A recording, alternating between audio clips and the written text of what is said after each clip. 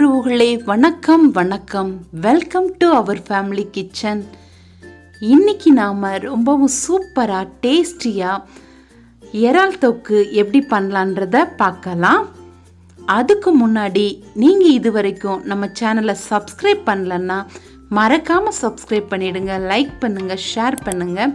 அப்படியே பக்கத்தில் இருக்க பெல் ஐக்கானையும் கிளிக் பண்ணிவிடுங்க. அதில் வர ஆல்ன்ற ஆப்ஷனையும் கிளிக் பண்ணிவிடுங்க.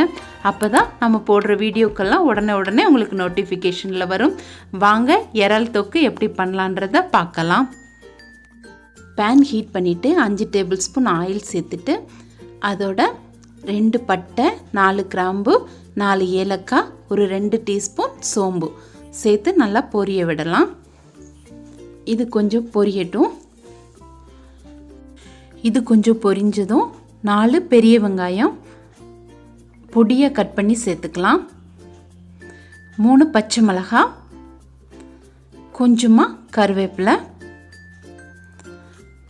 தேவையான உப்பு, வெங்காயம் வதங்கிறதுக்கு உப்பு, 2 டேபிள் ஸ்பூன் இஞ்சி பூண்டு பேஸ்ட், இதெல்லாம் சேர்த்து நல்லா மிக்ஸ் பண்ணிக்கலாம். வெங்காயம் நல்லா வதங்கணும், நல்லா பொன்னிறமாக வதங்கணும். இந்த மாதிரி நல்லா கோல்டன் ப்ரௌன் கலரில் வதங்கின அப்புறம் 4 தக்காளி நல்லா பொடியாக கட் பண்ணி சேர்த்துக்கலாம். இது கொஞ்சம் மிக்ஸ் பண்ணி விட்டுட்டு ஸ்டவ் சிம்மில் வச்சுக்கோங்க. மசாலா சேர்த்துக்கலாம். 2 டீஸ்பூன் மிளகாய்த்தூள், 2 டீஸ்பூன் கரம் மசாலா, 2 டீஸ்பூன் மல்லித்தூள், 1 டீஸ்பூன் சோம்புத்தூள், 1/2 டீஸ்பூன் மஞ்சள் தூள், இதெல்லாம் சேர்த்து நல்லா மிக்ஸ் பண்ணிக்கலாம். தக்காளி நல்லா பேஸ்ட்டாக வதங்கணும். தக்காளி இந்த அளவுக்கு நல்லா வதங்கணும். வெங்காயமும் தக்காளியும் ஒரே அளவில் சேர்த்துக்கணும். அப்போ தான் நல்லா கிரேவி டேஸ்ட்டாக இருக்கும். இப்போது நல்லா தக்காளி வதங்கிடுச்சு.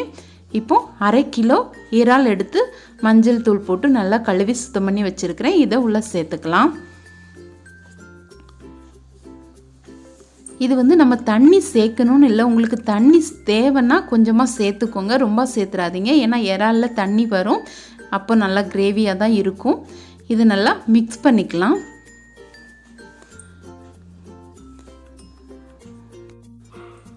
இப்போ இதோட இதுக்கு தேவையான உப்பு சேர்த்துக்கலாம். உப்பு சேர்த்து நல்லா மிக்ஸ் பண்ணி விட்டுட்டு இதை ஒரு 10 நிமிஷம் மூடி போட்டு நல்லா வேக விட்டுடலாம். 10 நிமிஷத்துக்கு அப்புறம் ஓப்பன் பண்ணி பார்க்கலாம்.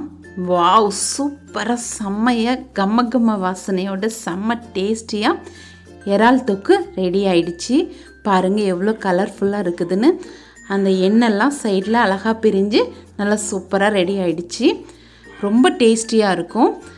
இது சாப்பாட்டுக்கு இல்லை இட்லி, தோசை இதுக்கெல்லாம் தொட்டு சாப்பிட்றதுக்கு ரொம்ப சூப்பராக இருக்கும்.